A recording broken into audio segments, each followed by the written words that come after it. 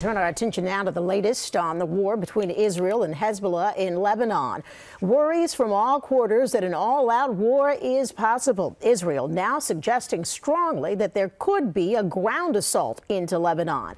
And meanwhile, ABC News is reporting that the U.S. is now in active discussions with Israel and other nations to forge a ceasefire. With so many world leaders at the UN meeting here in New York, could something happen from there? Eyewitness News reporter Tanya Rivero is in the newsroom with the latest. Well, that's right, Sandra. An emergency meeting of the UN Security Council has been called to discuss the situation in Lebanon. World leaders right here in New York coming together in the next hour or so to urge an end to the violence at the border with Israel. Hezbollah responding to those pager attacks, hurling dozens of missiles into Israel, including one aimed at Tel Aviv, its deepest strike yet. Israel responding with a barrage of deadly rocket fire Wednesday, the IDF saying it has hit 260 Hezbollah targets just today. Lebanese officials saying today's violence brings the death toll since Monday to over 630. A quarter of them women and children, and over 1,700 wounded. Thousands are now flooding into Syria to escape the violence. This school in Beirut was supposed to begin classes today.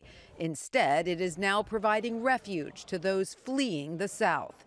This family saying they traveled nearly 20 hours to get to safety. Pope Francis weighing in today, calling the escalation in Lebanon unacceptable, and Secretary of State Antony Blinken on GMA this morning addressing the crisis. People who lived in northern Israel had to flee their homes. Homes were destroyed, villages were destroyed, about 70,000 Israelis.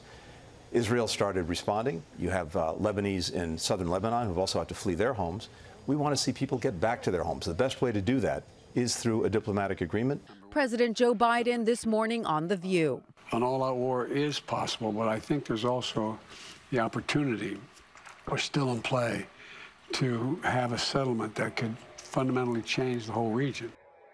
The Israeli army has called up nearly 6,000 reserve soldiers to the northern border, telling them to prepare for a possible ground invasion into Lebanon. Israeli Prime Minister Benjamin Netanyahu has delayed his visit to the UN by a day. He is now scheduled to address the General Assembly Friday.